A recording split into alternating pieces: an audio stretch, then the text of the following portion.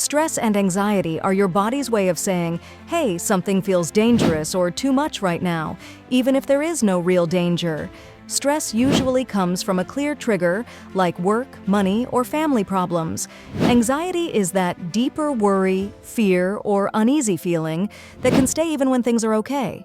Both are normal, but when they hang around too long or become too strong, they start to affect sleep, mood, health, and relationships.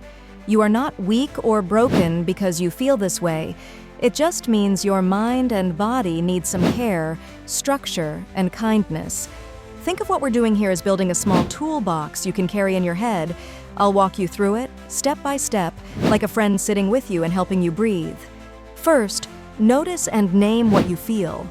When stress and anxiety hit, your mind may race, your chest may feel tight, your stomach may hurt, or your thoughts may say scary things like, I can't handle this, or something bad will happen.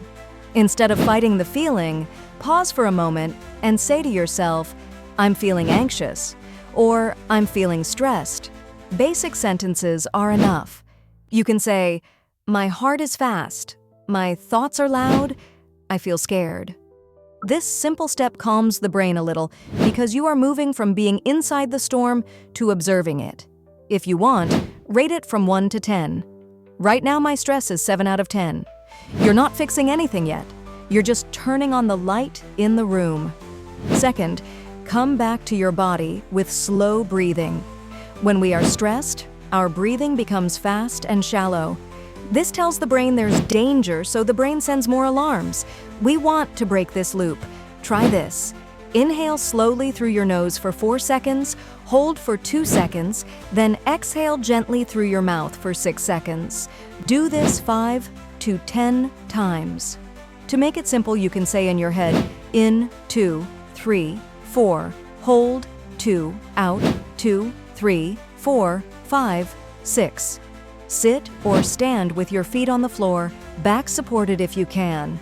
Imagine your breath going down into your belly, like filling a balloon. This is not magic, but it sends a message to your body that you are safer than your thoughts say you are. When the body calms a little, the mind can think more clearly. Third, check the story in your head. Stress and anxiety often come with very harsh thoughts. For example, I will fail, they will hate me, this always happens, or I'm useless. These thoughts feel like facts, but they are usually guesses, fears, or old habits. You don't need to argue with them like a lawyer, but you can gently question them. Ask yourself, is this 100% true? What proof do I have? Is there another way to see this? Use basic, kind statements. For example, instead of I will fail, try I might struggle, but I can try my best. Instead of nobody cares, try some people care, even if I don't feel it right now. You're not forcing fake positivity. You're looking for more balanced, realistic sentences. Fourth, shrink the problem into smaller pieces. When everything feels too much, your brain often makes one huge mountain out of all your worries. That mountain feels impossible to climb, so we break it down. Take one current stress, like a task, a bill, a conflict, or a health worry. Describe it in one simple sentence like, I have too many tasks at work, or I don't know how to pay this bill. Then ask, what is one small action I can do today that moves this 1% forward? It could be sending one email, writing a list of tasks, asking someone a question, or calling an office. Write it down if you can. Then do just that one small step. After that, choose the next small step. This way, you move from feeling frozen to feeling active, even if the problem is not fully solved yet. Fifth, create a stress reset routine for your day. Think of 3 to 5 tiny habits you can use to reset your stress level. They must be simple and realistic, not run 10 kilometers every day if that doesn't fit your life. For example, 1, 3 minutes of deep breathing in the morning. 2, a 5 to 10 minute walk outside or near a window. 3, drinking water slowly and paying attention to the taste. 4, stretching your neck, shoulders, and back. 5. Taking a phone break for 10 to 15 minutes where you don't scroll. You can pick the ones that fit your situation. The key is to practice these even when the stress is mild, not only when it's already 9 out of 10. It trains your nervous system to come back to calm more easily. 6th, use your senses to ground yourself in the present. Anxiety often drags you into the future or back into painful memories. To come back to now, you can use a simple grounding exercise. Look around and name 5 things you can see, 4 things you can touch, 3 things you can hear, 2 things you can smell, and 1 thing you can taste. You can say them silently or out loud.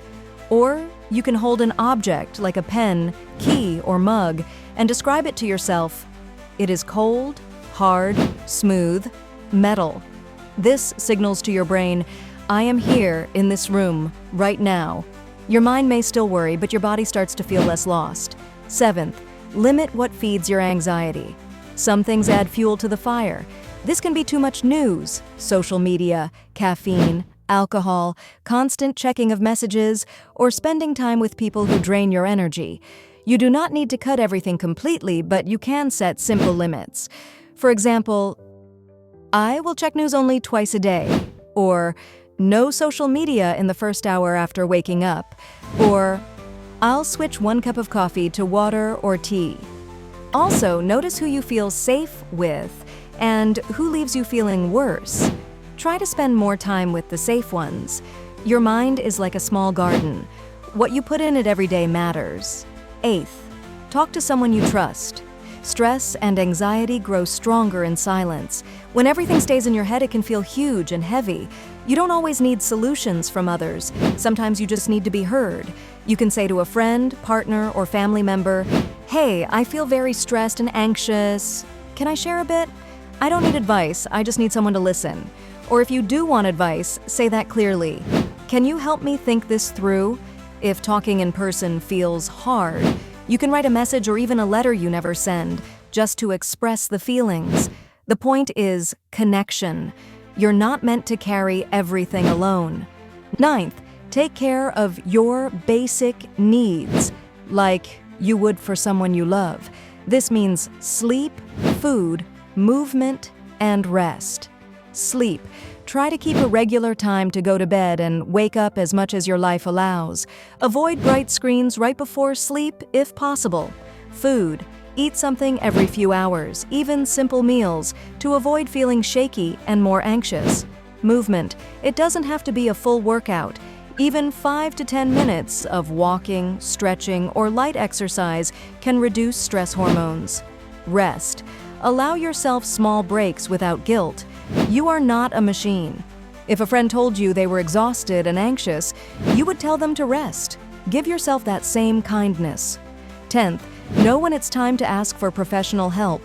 If your stress and anxiety are there almost every day, if they stop you from working, sleeping, or enjoying life, if you feel hopeless, or if you ever think about harming yourself, that is not something you should handle alone.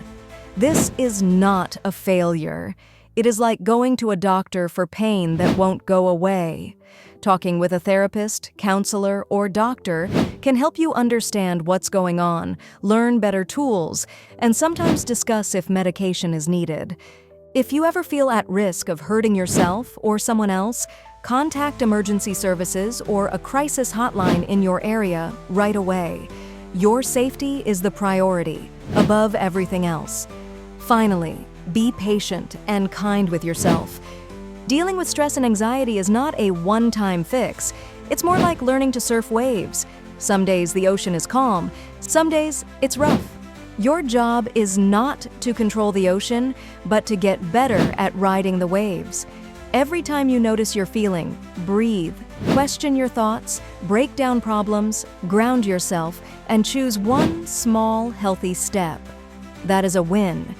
You won't do it perfectly, and that's okay. When you slip, don't attack yourself. Instead, say, I had a hard moment. I'm learning. I can try again. Bit by bit, your system learns that you are there for yourself, and you are not alone in this. Many people are silently fighting the same battles. It's okay to need help, it's okay to rest, and it's okay to take things one small step at a time.